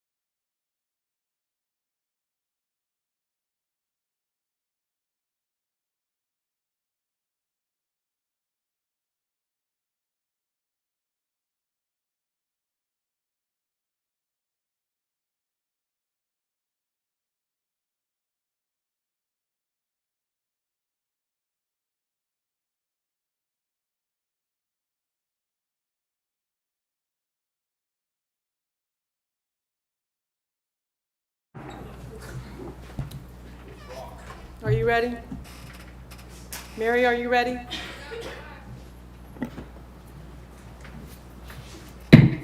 We'll call the meeting back to order after a short recess. I think we clearly cleared the room out. We are, make sure I'm right, Ms. Rakowski, I see us as being on 8B. Yes, Madam Mayor. Is there a report from Mr. Vice Mayor Hart? Nothing from growth management at this point, but I assume that at some point growth management will get involved in some of the things we've talked about tonight. Yes. Mr. Kirkland, Keystone Heights Airport Authority. No pressure. Good evening, Madam Mayor and Council, and I believe you have a copy of As the Propeller Turns. Did Maria get that to you in time? Not till this afternoon. Okay, I apologize. There are about 8 or 10 items, and I'm going to cut this down to just a couple of items, just to bring the council up to date. Our DEO grant project team met on April the 8th. We were looking at updates and progress of the environmental assessment, as well as other potential funding ideas to cover the additional entrance for upgrading the existing entrance and the new entrance into the airport, as well as other infrastructure items such as the cable TV and development of the internet there in that area. Maria did have a meeting on April 21st in which she involved both counties, Clay County and Bradford County, the emergency managers, sheriff's officers, city manager, and other event coordinators to discuss the logistics of two very large events that are coming later this year, and that would be the Crawling for the Fallen event, as well as the Nitro Rally Cross event. The basis for the meeting was to focus on safety and security as it relates to parking and traffic. They are proposing 10 to 20,000 people. Don't know how realistic that is, but it's something that definitely needs to be addressed. And we appreciate John Ward with Clay County as well as Bradford County Emergency Management being there to be aware of how large these events are. We know about Crawling for the Fallen, but this Nitro Rally event is going to be even larger. So they're going to be meeting, this group will be meeting every month. I'm not participating in that.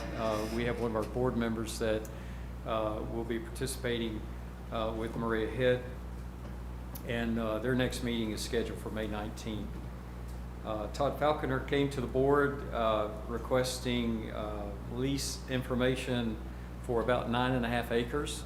They are moving forward with building a warehouse of 50,000 square feet with the possibility of expanding another 20,000 square feet. So survey work has been completed on that, and it's across from the old Boda building, you know where the old Boda building is, which is a warehouse that they've been using presently. Mr. Falconer will report on final plans and a timeline at a later date. Speaking of MHD Rockland, we're pleased to announce their first class of international students. They'll be completing their 4-month training program this week. The second class arrived 2 weeks ago and are quarantining in Pensacola. And the second class of students, they're also from Germany. They'll begin their training next week. So you'll see a lot of red tail airplane activity over the city.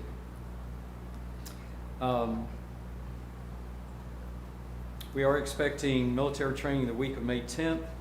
There's going to be C-130s in and out of the airport as part of this training. The actual ground training will occur typically, majority of that will be a week-long training, and that will be a camp landing on their site.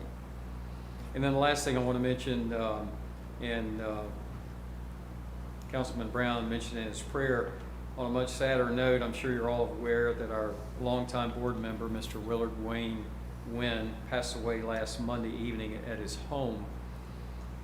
It was very sudden, and therefore the shock for the family and friends has been overwhelming. Mr. Wynn served as our airport facility chairman since 2012. Wayne had an extensive military career that consisted of 41 years and 3 months in the U.S. Army, where he retired as a command sergeant major. He was a highly decorated and respected soldier. He goes without saying he was a loving husband, father, brother, and a dedicated veteran. We would be remiss if we didn't recognize him as a wonderful friend and pilot who lived every day with the most positive outlook and who valued life and the people around him. He will be greatly missed, and for your information, a memorial has been planned for May 15th at 11 a.m. at the First Christian Church in Stark, Florida, and that's on West Call Street.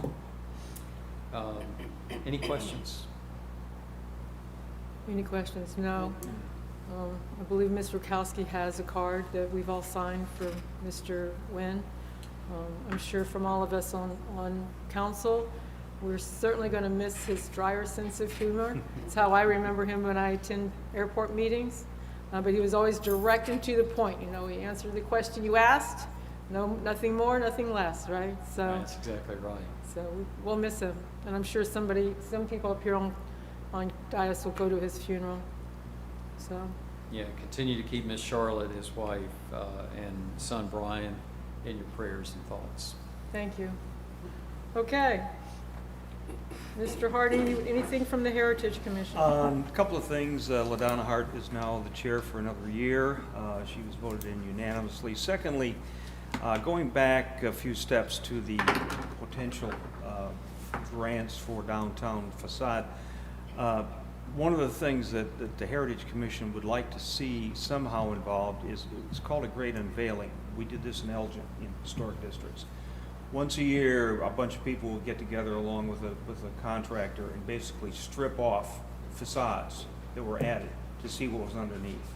And I would like to see that the grant language, whatever it has in it, would include that type of thing, to do a rip-off first before they tried to do a reconstruction of the, build over the old facade. That's all. Okay. Never thought about that. All right. So we're now to new business. Item A is a food truck, which I'll be honest, I was surprised this was on the agenda again. We approved the food truck ordinance in January of 21, so by practice, what we normally do is we don't put it back on the agenda at least for a year. Well, I'm not asking for any formal action on the part of the council. I just want to make an observation that an outfit called Smoke Dogs on Monday, Wednesday, and Friday has been doing very, very well on Commercial Circle. And the feedback, some of the feedback that I got when I was campaigning was very favorable towards food trucks. I just wanted the council to be aware that I think long-term we should be revisiting that. I realize it's too soon to try to change an ordinance or do anything like that. Also, I'd like, if possible, staff could be looking into perhaps what other cities are doing, how they're addressing the issue. I per se feel comfortable with where we're at because Mr. Commando did that for us. And he is a city attorney for several other cities and looked at best practices. So for the time being, I'm happy where we are. All right, request for right-of-way. Mr. Commando, are you taking this one? Doesn't look like our city manager is able to, but You need some hot tea? Hopefully she'll feel better. Hot tea would probably work, but so as you can see in your packet, there's an alleyway which is 20 foot wide, so it doesn't really qualify as a road. However, as you can see from the letter, an adjacent property owner is asking for the ability to purchase that. The reason why I suggested that this be brought before council is because there are a number of different considerations. One, in closing a road, traditionally what happens is the center point to each side is what is acquired by the adjacent landowners. In the concept of whether or not we would consider a surplus or sale of that property, traditionally people pay for that. That's not something that normally just is given to them. So I just thought this would be a good opportunity. It's hard to speak to everyone individually and get a general direction as to what you'd like to see happen. Or, I mean, the third option is we do nothing and we just leave it there for public use.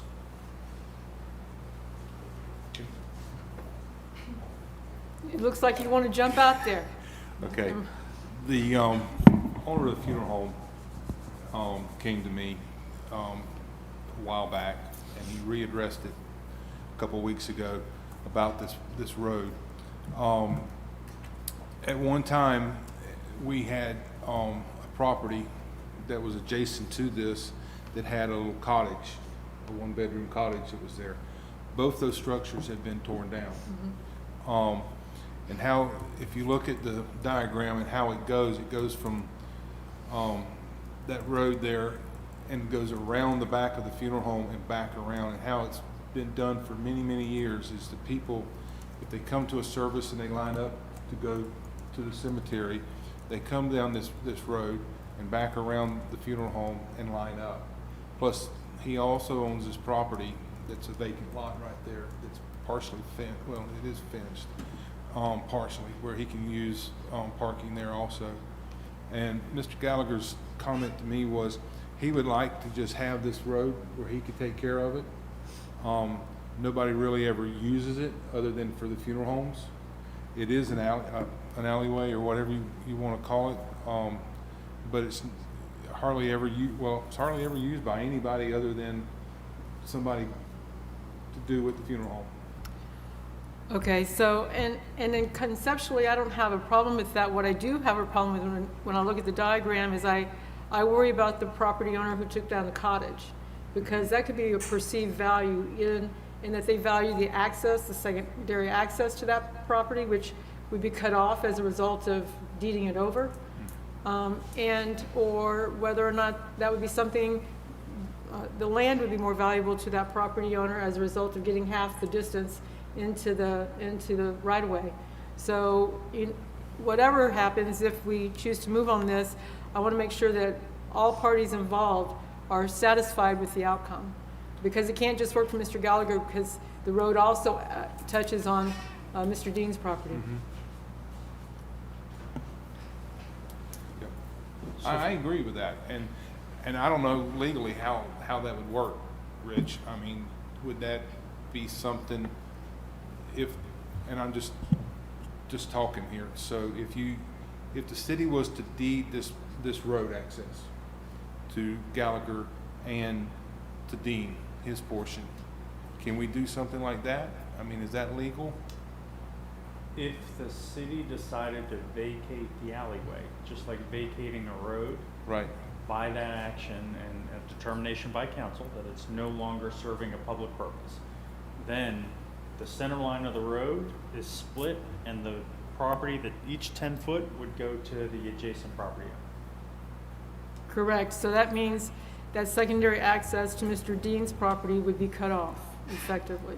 So I just want to make sure all property owners are satisfied with the process, if there's a process. So where would we go with, I mean, I'm kind of confused now that what are we going to do if you got one property owner and you do have that piece of property the mayor's speaking about.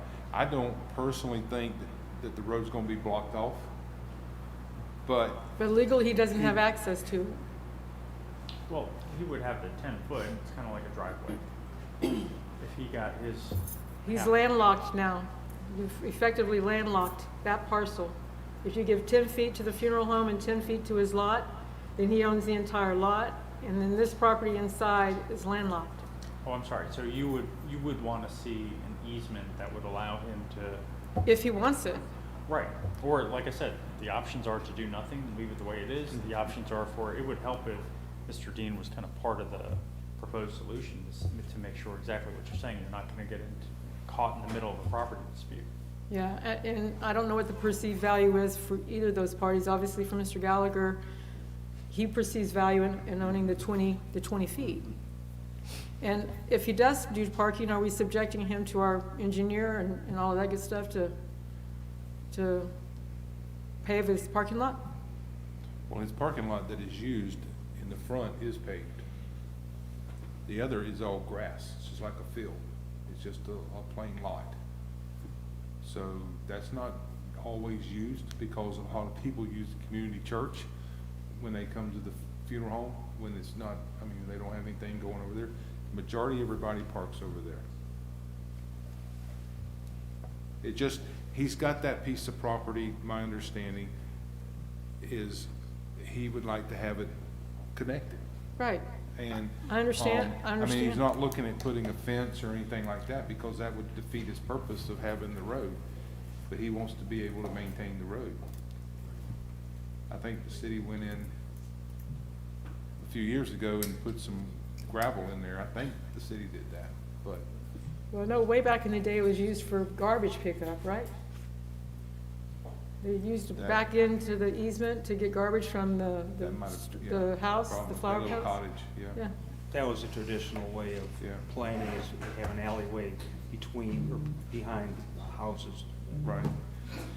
Well, I don't think we should be getting involved with property rights between the adjacent owners. If they want to come in with a proposal, if we abandon this and if they have a cross-use agreement of some type they're comfortable with, I guess we could go forward with this, but otherwise I think we ought to just let it lay where it is and not do anything. Yes, Mr. Brown, I'm sorry, I knew that you put your hand up and, Another consideration would be, are there any above or underground utilities that serve other people that run through that easement? If you, vote to do whatever you decide to do, the utility companies have to sign off on that also. you do locators. And you need to have it located to see if anything exists, because you could have telephone cable, anything running through there that serves somebody else, and the utility wouldn't have access to repair it or replace it or whatever. This is something you need to think about. Telephone man. Excuse me? Telephone man. Yeah, right now the funeral home has use of the alleyway as a public street, doesn't have to pay taxes on it because it is a public street. I don't see how the funeral home director would really be benefited by adding another 10 feet. What's he gonna do with it? I think we ought to just leave it alone. Ms. Kelly? Well, if you need help, we need to help him. If you need to find out what he can do. He's been complaining about this for a long time, hasn't he, Tony? Yes, he has. Long time. I kind of go back to what Rich was saying. If he wants to do this, He's got to take he care of needs it. to get with Mr. Dean, and the two parties come in together, and if they, that way, we're not making a decision. Well, I think we, again, opening Pandora's box if we, I understand what he's wanting, but we need to do it where we don't get in trouble.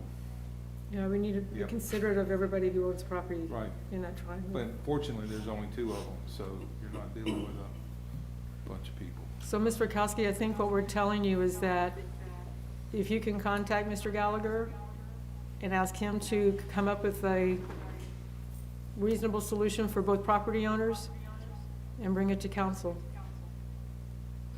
Was that yours? Okay.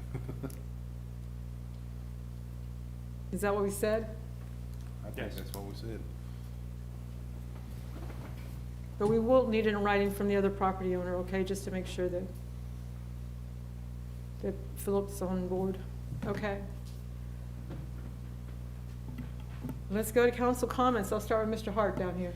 I have no comment other than I'm sort of enamored with this great unveiling idea, and I think we should be pursuing that and be ready for the throngs that are going to be coming to the city in the next couple of years. Spruce it up a little bit.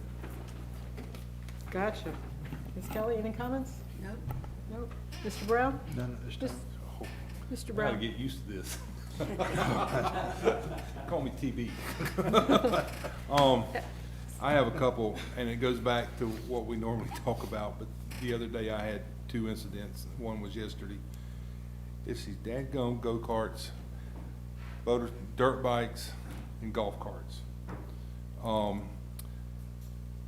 The other night I was dropping off some stuff at my mother's, and was coming out on Beam, and I looked to the left because that's a one-way street, and it was dark, and I almost ran slap dab into a golf cart, and because I'm looking to the left because it's a one-way street, and when I went to turn right, he was right there, and he immediately turned his flashlight on.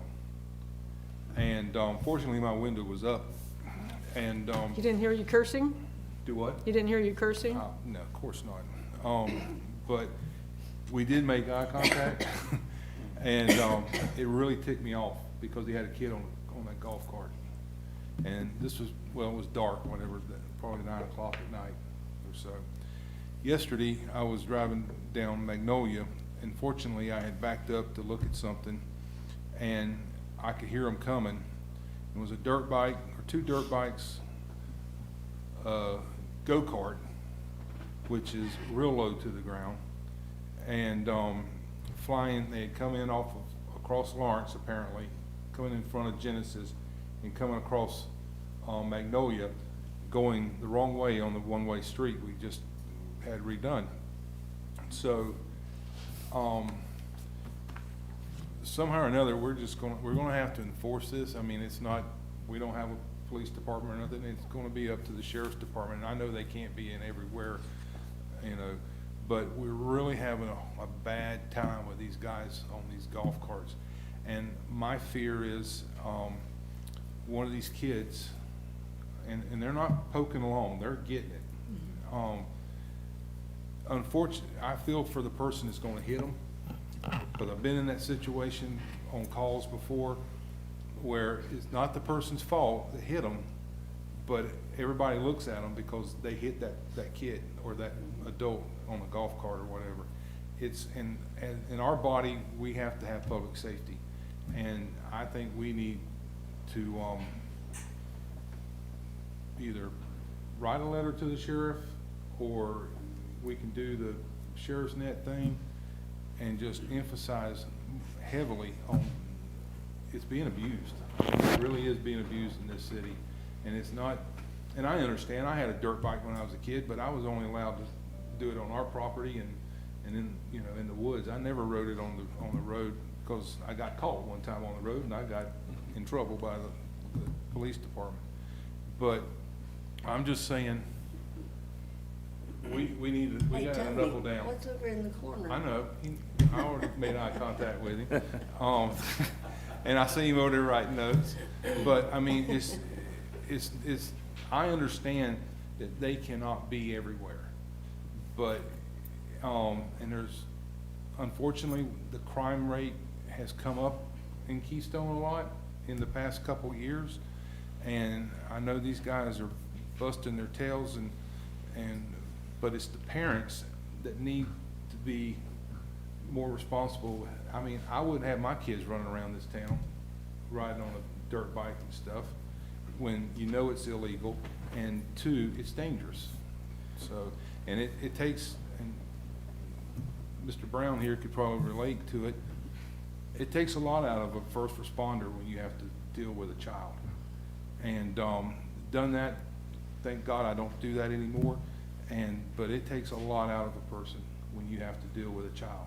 And I do know the sheriff's office has worked diligently to try and curb these activities. I know that Mr. Deputy Santiago and I have spoken multiple times, and he's found kids riding on them and had a talk with them.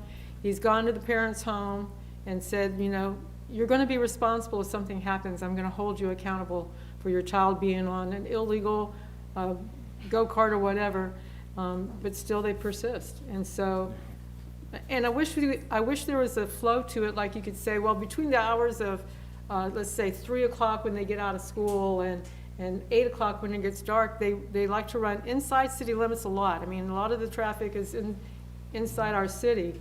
And maybe just, you know, once or twice a week, that's where they work. But, so I can relate. Question, legal counsel.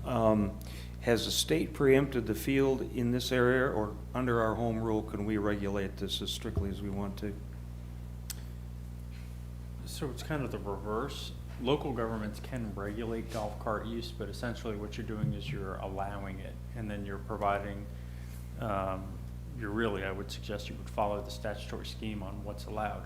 There's everything from horn, windshield lights, different speed requirements. So if it's road legal, then the state has preempted the field, then? No, that's where local governments would create ordinances, but usually it has to be in certain zones that are below certain speed limits and things like that as well. So I don't know if that's something this council wants to dig into. This is a problem in everywhere I work. Every county I work in, the sheriff's offices are fighting with the, I guess, affordability of not just the dirt bikes, ATVs, UTVs, side-by-sides. I mean, they're everywhere. They're just everywhere you go. Yeah, the side-by-sides are getting pretty fancy in town, too. Oh, yeah. So I mean, most of those side-by-sides some cost investments. more than the cars I used to buy. so- Yeah. Yeah. What do we have on the books Mr. right now Gordon. as far as ordinances? Anything at all? On the statute? So we've sort of defaulted to the state then. Okay. And that default is that it's a traffic infraction, they're not legal. Thanks. And I just want to mention a couple of things. Really enjoyed the Florida League of Cities that we hosted out at the RV park. The facility was beautiful, and I thought staff did a fantastic job in making sure that everyone felt welcome, and there was lots of great food from Cedar River. I'm getting tired. Also attended an event for Twisted Oaks. We Love Our Pets out at Montgomery Camp, which was a very successful event and doubled in size from the first one they held. And so they're anticipating next month will be doubled that. So they're looking at about 40 vendors. So if you want to take your pet on a field trip one day, lots of animals out there. It was really a great time. Attended a women's club meeting. Worked Kiwanis concessions at Little Rain Lake the last 2 Saturdays. And I have to tell you that one of our Kiwanians has perfected the smash burger, okay? It's on a griddle. Mr. Cornegay, maybe you might want to give this a try, in your future. It's a hamburger ball, and you take something really heavy and you smash it on the grill. And it comes off with this really crispy layer of char. It's really, people say it's delicious. They were eating it all up. We were selling out. So that was a good time. And a reminder that this is Teacher Appreciation Week. So if you know a teacher in your neighborhood, in your life, please tell them thank you for what they do, because it's a really difficult job. And I wanted to ask, I know that each of you may have received an invitation from the Community Partnership School about an open house. Their laundry facility is being opened in May, and it's called Loads of Fun. Okay, Loads of Fun is the name of the facility. It's May 14th at 10 a.m. Will any of you be attending the open house? Ms. Tina asked me to ask. No? Is that a Friday? May 14th? Yeah, I believe. Either Thursday or Friday. it's a Friday. And what time? 10 a.m. And you'll have to bring your driver's license so you can check into the school. Because you'll be inside, you have to sign your life away for COVID. Is it the high school? Mm-hmm. Let me write that down. I need to borrow your pen. May 14th. Yep, so if you're going to, just let Lynn know, and I'll make sure that they have a spot for you. At what time? 10 a.m. Can I bring my laundry? Yes, And that's at the high school. it is. But you have to do it yourself. There's no one there to do your laundry for you. Loads of fun. So it's a dedication of a laundry management school. So the facility is actually located on Grove, and you would access it on Grove. So there's a fence around it so that the community can come in and do laundry for free. It's one of the barriers that keeps kids from coming to school, is having clean clothes. And so the Community Partnership School, in partnership with the school itself, have come up with this facility, and it's really nice. City Manager, Ms. Rakowski. No, she's not speaking anymore this evening. She's done with us. Mr. Commando, anything for us tonight? All right. Well, we made it through. Anything for the good of the order? Anything else for the good of the order? All right.